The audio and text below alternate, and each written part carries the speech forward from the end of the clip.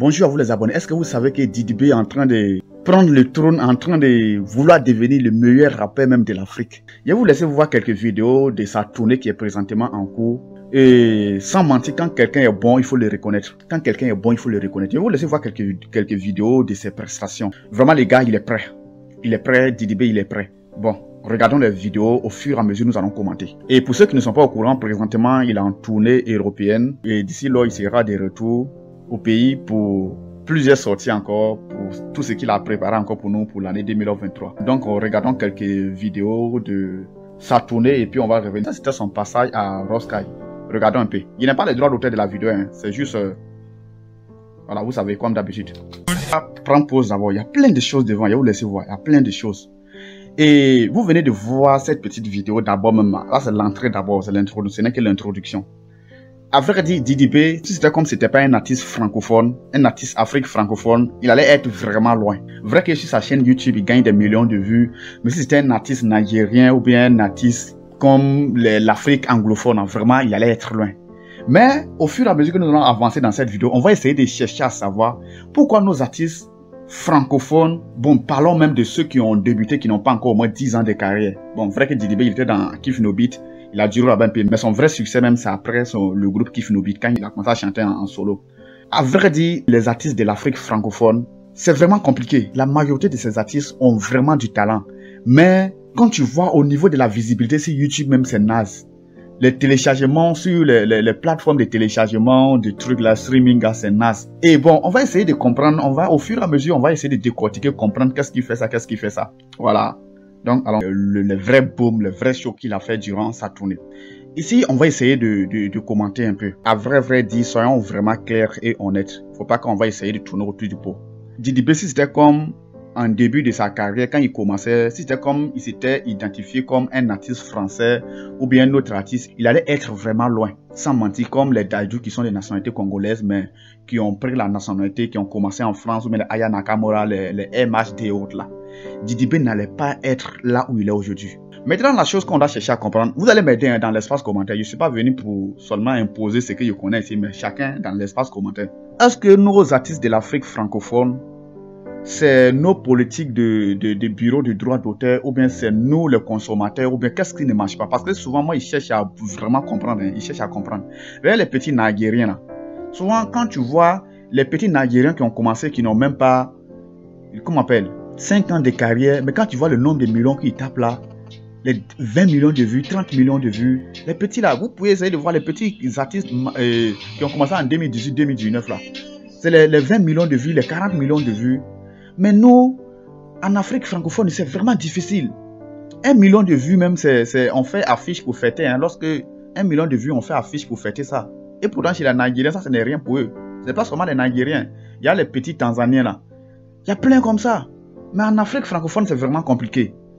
La chose, le problème se trouve où? C'est nous les consommateurs, bon, on peut dire nous les fans, c'est nous on ne soutient pas, ou bien c'est nos comment on appelle, maisons de, comment on appelle, bureau du droit d'auteur, en Côte d'Ivoire c'est Biruda, Burkina c'est BBDA, Togo c'est Bitrodra, quoi et autres là, le bureau du droit d'auteur. Ou bien c'est là-bas que la politique, peut-être que les artistes sont pas bien gérés, ou bien c'est quoi, il sait pas, il comprend pas. Sinon, remarquez avec moi, l'Afrique francophone a vraiment du mal à faire décoller les artistes rapidement. À condition que cet artiste s'identifie comme un artiste français ou bien un artiste de l'extérieur.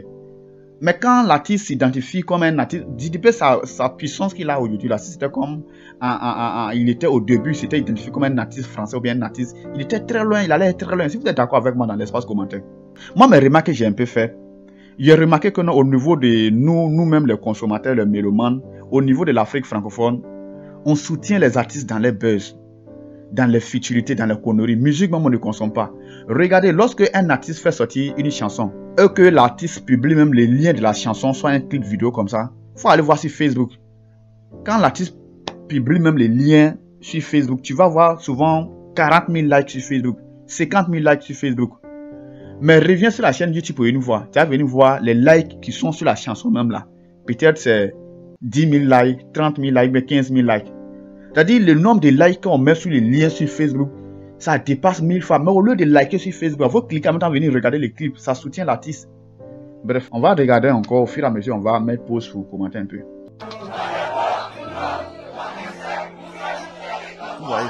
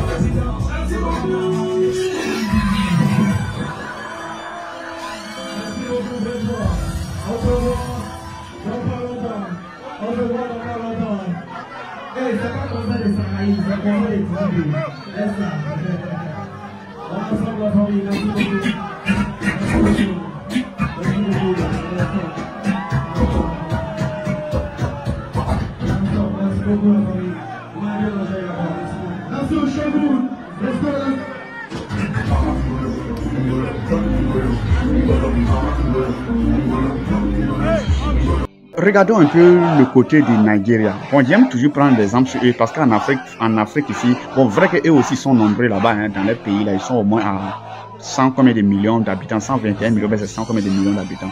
Donc c'est quand même énorme pour pouvoir faire développer, évoluer un artiste rapidement. Mais hormis ça, la musique n'a pas, normalement la musique n'a pas de frontières. Et lorsque la musique est bonne, ça doit partir loin. Donc, si je me base à ça, ou bien si je me réfère à ce que je viens de dire que non, la musique n'a pas de frontières, est-ce que c'est parce que ce que nos artistes font en Afrique francophone n'est pas bon? Est-ce que c'est parce qu'ils n'ont pas le talent ou bien c'est quoi?